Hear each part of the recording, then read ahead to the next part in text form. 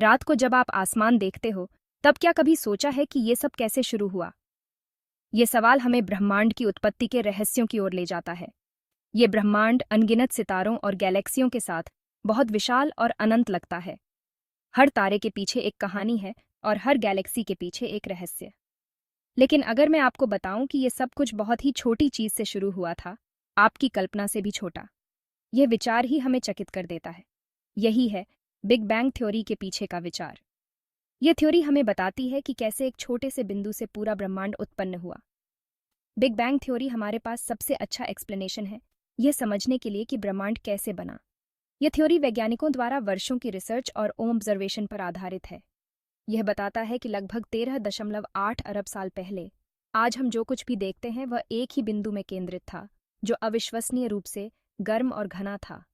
यह बिंदु इतना छोटा था कि हम उसे अपनी आंखों से देख भी नहीं सकते। फिर यह बिंदु तेजी से फैला और ब्रह्मांड का जन्म हुआ। इस विस्तार ने समय और स्थान को जन्म दिया और इसके साथ ही ऊर्जा और पदार्थ का भी। यह याद रखना जरूरी है कि बिग बैंग किसी ट्रेडिशनल एक्सप्लोजन की तरह नहीं था। यह एक विस्फोट नहीं था, बल्कि एक विस्तार था। यह पहले से मौजूद स्पेस में होने वाली कोई घटना नहीं थी। यह स्पेस और टाइम दोनों का ही जन्म था।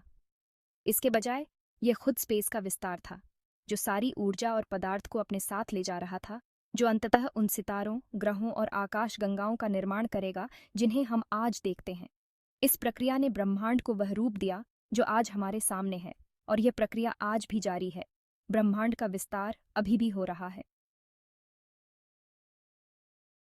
अब आप सोच रहे होंगे कि बिग बैंग से पहले क्या था? यह एक ऐसा सवाल है जिसने वैज्ञानिकों और दार्शनिकों को सदियों से उलझा रखा है। खैर, यहीं से चीजें थोड़ी ट्रिकी हो जाती हैं। हमारे पास जो भी उपकरण और सिद्धांत हैं, वे बिग बैंग के पहले के समय को समझने में असमर्थ हैं। भौतिकी की हमारी वर्तमान समझ काम करना बंद कर देती है जब हम बहुत शुरुआत में वापस जाने की कोशिश करते हैं। समय और स्थान की हमारी धारणाएं बिग बैंग के पहले के संदर्भ में विफल हो जाती हैं। कल्पना कीजिए कि आप किसी फिल्म को उसके पहले फ्रेम तक रिवाइंड करने की कोशिश कर रहे हैं। आप जितना पीछे जाते हैं, उतना ही सब कुछ धुंधला और अस्पष्ट हो जाता है। हम काफी करीब पहुंच सकते हैं, लेकिन वह पहला पल एक रहस्य बना हुआ है। यह ऐसा है जैसे हम एक अदृश्य दीवार से टकरा जाते हैं। इसी तरह हम ब्रह्मांड के इतिहास का पता बिग बैंग के एक सेकंड के एक अंश बाद तक लगा सकते हैं, लेकिन उससे पहले क्या अस्तित्व में था यह अज्ञात है। यह एक ऐसा समय था जब भौतिकी के नियम, जैसा कि हम जानते हैं, लागू नहीं होते थे। कुछ वैज्ञानिकों का मानना है कि बिग बैंग से पहले ब्रह्मांड सिंगुलैरिटी की स्थिति में मौजूद था। यह एक ऐसा बिंदु था जहां घनत्व और तापमान अनंत थे। यह सिंगुलैरिटी अनंत घनत्व और तापमान का एक बिंदु था, जहां भौतिकी के नियम, जैसा कि हम जानते हैं, लागू नहीं होते थे। यह एक ऐसी स्थिति थी जिसे हम अपनी वर्तमान समझ से परे मानते हैं। अन्य अलग अलग सिद्धांतों का प्रस्ताव रखते हैं, जैसे कि एक सिक्लिकल यूनिवर्स का विचार, जो युगों से फैलता और सिकुड़ता रहता है। यह विचार है कि ब्रह्मांड बार बार जन्म और मृत्यु के चक्र से गुजरता है, जबकि हमारे पास पहले के बारे में निश्चित उत्तर नहीं है। बिग बैंग थ्योरी बहुत प्रारंभिक अवस्था से ब्रह्मांड के विकास के लिए एक सम्मोहक व्याख्या प्रदान करता है। यह हमें यह समझने में मदद करता है कि कैसे सितारे, आकाशगंगाएं और अंततः जीवन का निर्माण हुआ। इस थ्योरी ने हमें ब्रह्मांड के विकास के बारे में बहुत कुछ सिखाया है, लेकिन यह भी याद दिलाता है कि अभी भी बहुत कुछ है जो हमें जानना बाकी है। बिग बैंग से पहले का समय एक ऐसा रहस्य है जिसे सुलझाने के लिए हमें और अधिक खोज और अनुसंधान की आवश्यकता है। बिग बैंग का क्षण अविश्वसनीय रूप से क्योटिक और ऊर्जावान था। कल्पना कीजिए कि पूरे ब्रह्मांड को एक परमाणु से भी छोटी जगह में निचोड़ दिया गया है। इस समय सब कुछ अविश्वसनीय रूप से गर्म और घना था। इस एक्सट्रीम एनवायरनमेंट में मैटर, जैसा कि हम जानते हैं, मौजूद नहीं हो सकता था। इसके बजाय केवल ऊर्जा थी जो अकल्पनीय गति से लगातार बदल रही थी और इंटरैक्ट कर रही थी।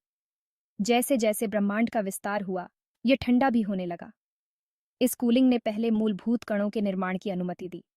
इसे पानी के उबलते हुए बर्तन को ठंडा करने जैसा समझें। जैसे जैसे तापमान गिरता है, भाप पानी की बूंदों में कंडेंस हो जाती है। इसी तरह जैसे जैसे ब्रह्मांड ठंडा हुआ, ऊर्जा कणों में संघनित होने लगी। बिग बैंग के बाद के पहले कुछ क्षण आज हम जिस ब्रह्मांड को देखते हैं, उसे आकार देने में महत्वपूर्ण थे। यह एक ऐसा समय था जब ऊर्जा और पदार्थ का एक अद्वितीय नृत्य शुरू हुआ जिसने ब्रह्मांड की नींव रखी। पहले सेकंड के एक अंश में ब्रह्मांड ने एक अविश्वसनीय रूप से तेज एक्सपेंशन का अनुभव किया, जिसे इन्फ्लेशन के रूप में जाना जाता है।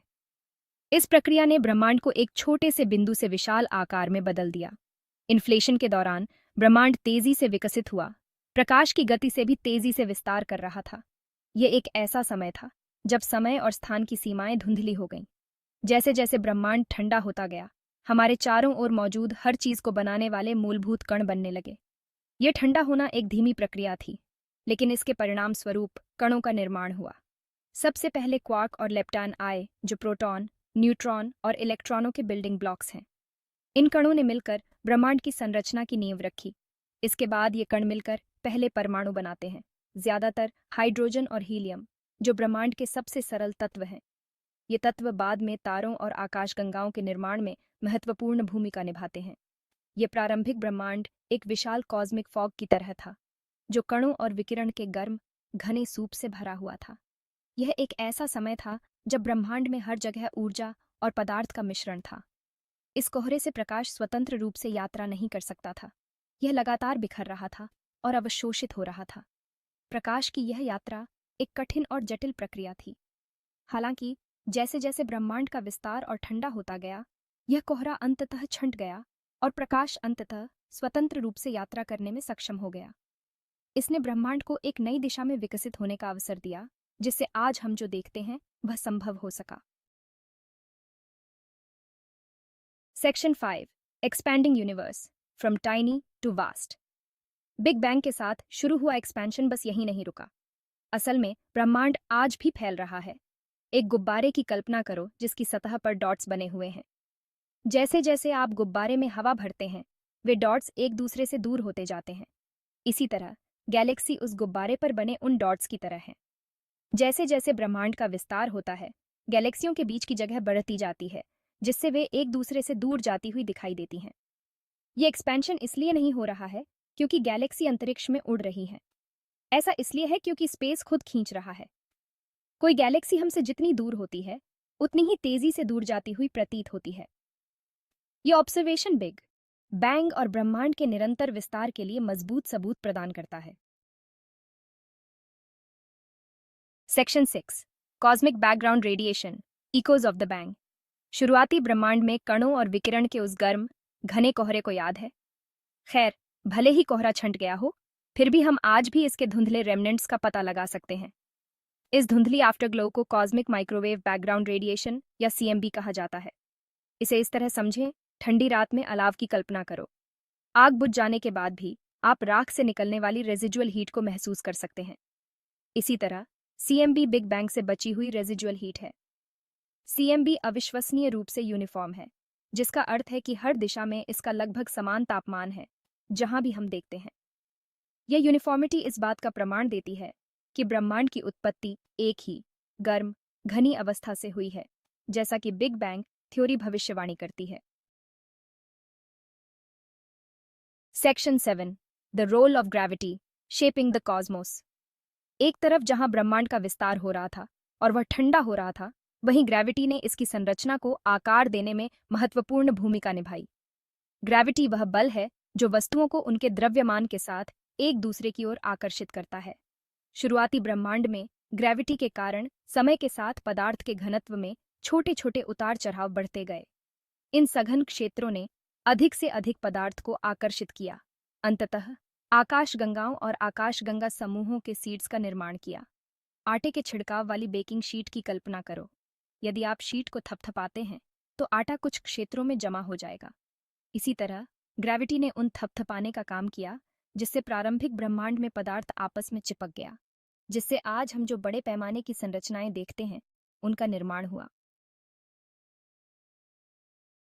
Section 8, formation of stars and galaxies islands in the cosmic ocean.